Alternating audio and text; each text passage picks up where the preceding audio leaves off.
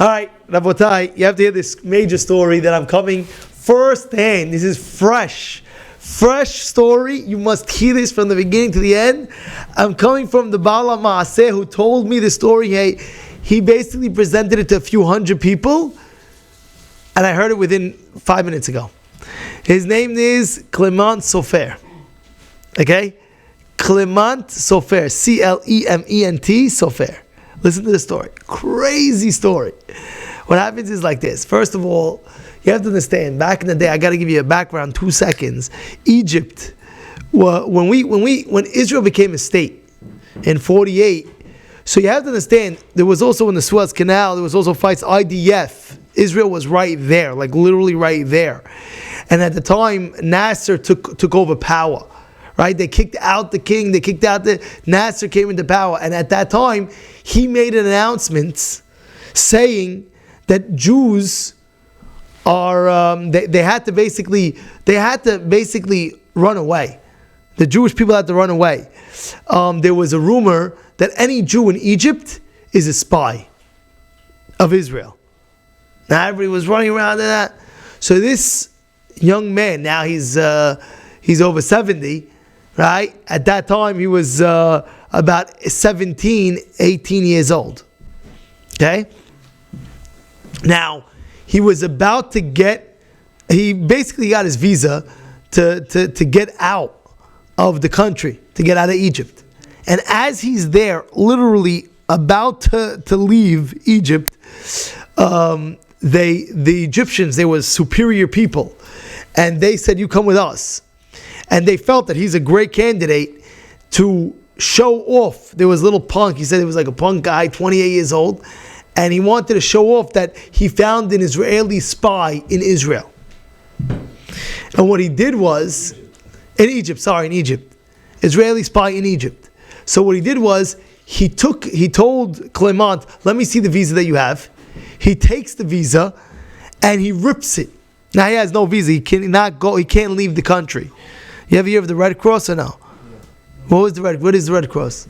They're an organization that helps countries when they're at war. To get out. Disasters. To help them out. So what happened was, now he's totally, no visa, no nothing, he can't get out.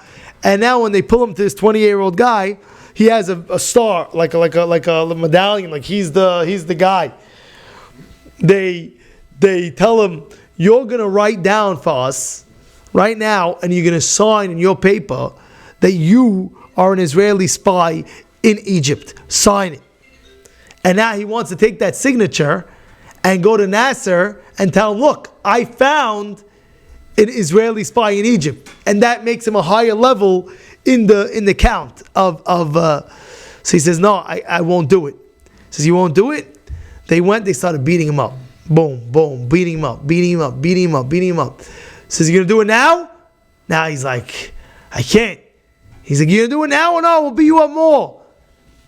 And he said, I can't do it. He said, because he knew that if he would write that, not only he would get killed, right after that they'll kill him, they'll hang him up in the square, or his whole family would be dead. So what did he do?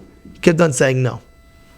Finally, this 28-year-old soldier basically took out a gun, puts in a bullet,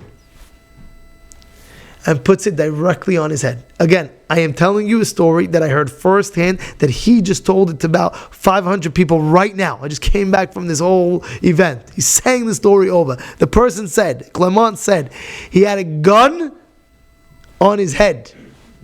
He said, sign or I'll shoot. So I can't sign. He said, you don't understand the fear at that moment. Imagine one bullet, you're gone. And he hears pop. Boom! Nothing came out. He says, I'm testing you. The second bullet's going to kill your life. You better sign now.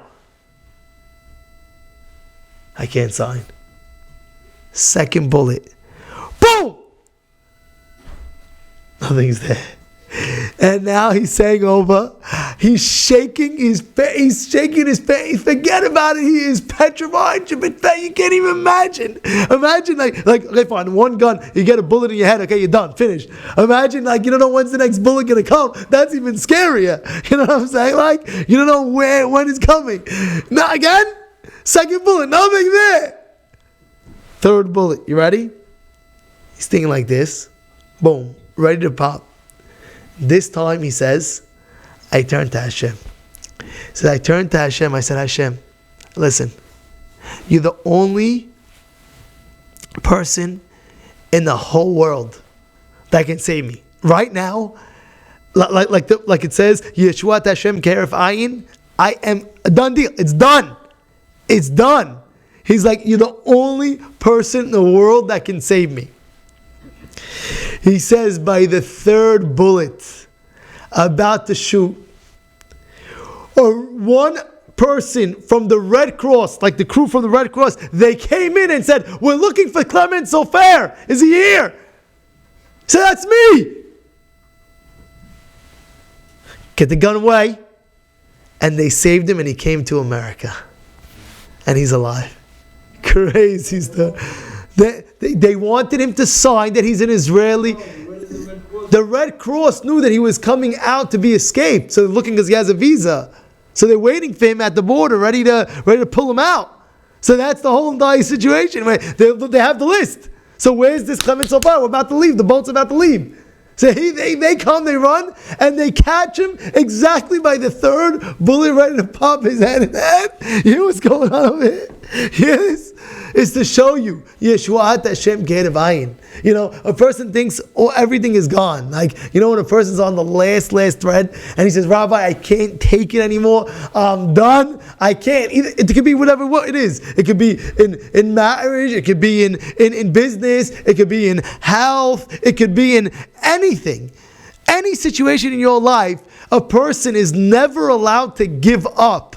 Why? Even when there's a sharp sword on someone's neck, we understand there's always hope. HaKadosh Baruch Hu will always save that person.